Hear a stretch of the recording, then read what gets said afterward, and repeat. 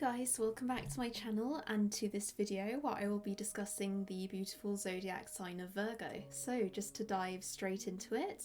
Virgo is symbolised by the Virgin woman, which obviously gives the impression of quite a chaste, careful and serious person, perhaps with some strong moral convictions, and this symbol of the Virgin Lady gives us this archetypical, beautiful, pure maiden, I suppose. In traditional Wicca,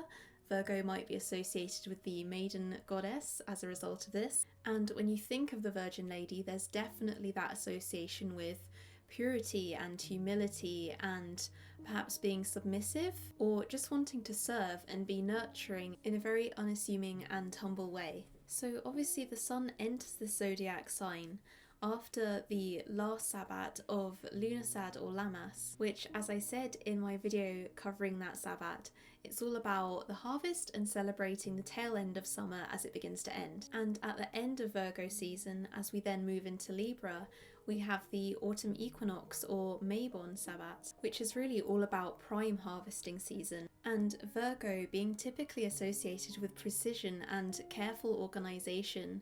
is such because the farmers at this prime harvesting time would need to be very carefully organised in the way they went about things. They would need to know what needed to be harvested when, and they would need to sort all of the foods that they had gathered into what is going to be used as food, what is going to be used as remedies and medicine,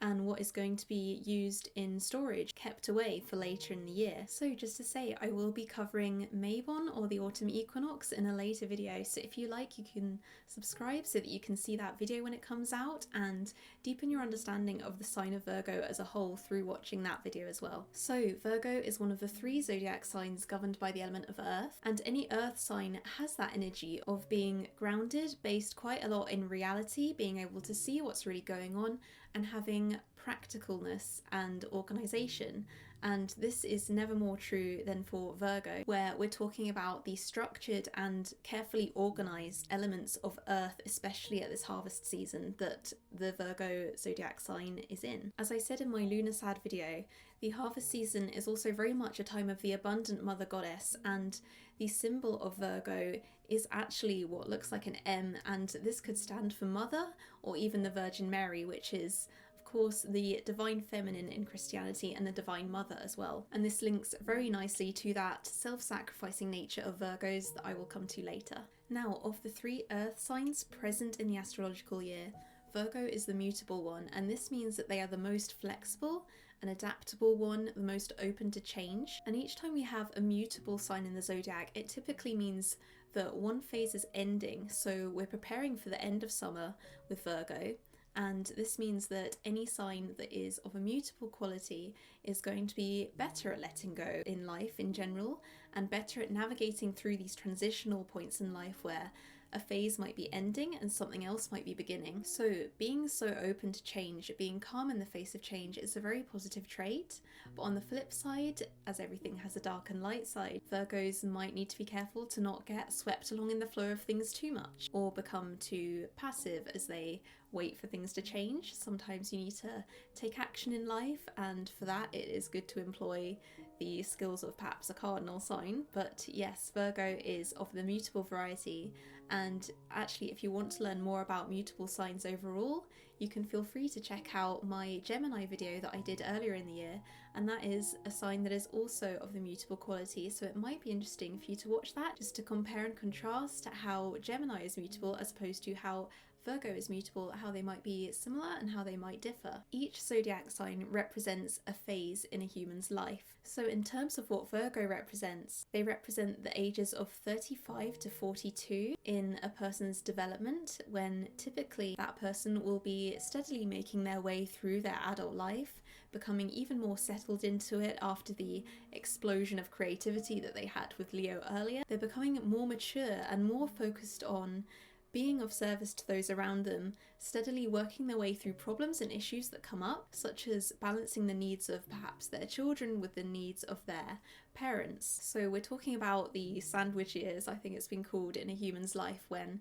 they may have a lot of things being demanded of them by their children, and perhaps more demands placed on them by their elderly parents if they are still living as well. And so if you think of Virgo representing this phase of life, you can understand how they need to be quite tolerant, self-sacrificing, and able to work through things in a calm, sensible, and practical manner. So this is really the energy that Virgo is all about. It's being stable, helping to serve others, and bring nice order and structure to their affairs and the affairs of those around them as well. Virgo is ruled by the planet of Mercury, and this is also similar to Gemini, who is also mutable. So Gemini and Virgo have quite a few things in common. But unlike Gemini, who, being ruled by Mercury, is very much into the quick, high-flying, high speeds of the winged messenger god, Virgo is linked to Mercury in the sense of Mercury's self-sacrificing ability to give up all of his time to travel great distances to carry messages between the other gods. So once again we have that theme of selflessness coming to the fore. So as I said in my Gemini video, if any of you guys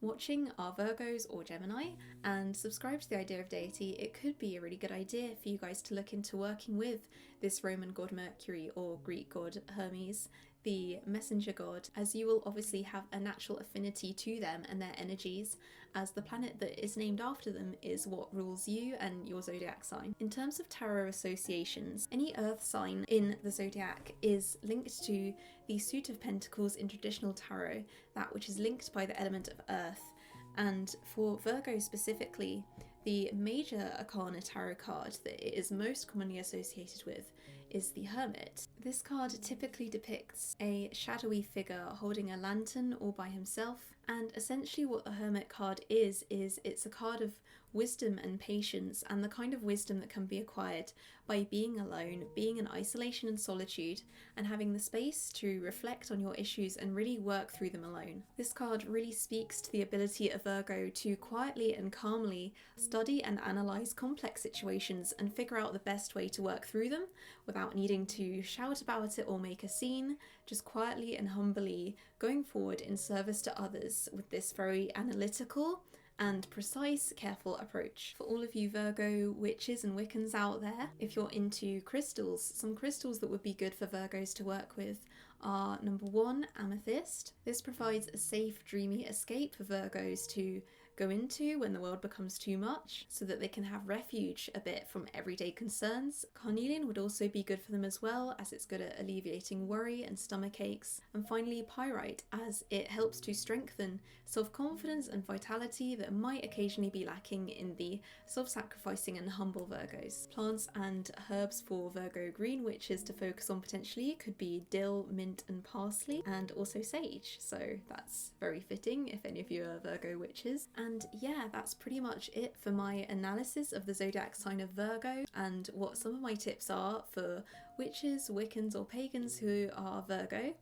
And let me know down in the comments if you're a Virgo and what being a Virgo means to you, because I'd really love to hear. And obviously as someone who isn't a Virgo themselves, I can only speak of what I've researched. I don't have personal experience of what it means to be a Virgo, so please, if you have any personal experience with Virgos or if you are one yourself, leave a comment down below and tell me all about what it's like, because I find the different experiences of zodiac signs fascinating and I'd love to hear your points of view. So thank you so much for watching guys, take care and blessed be.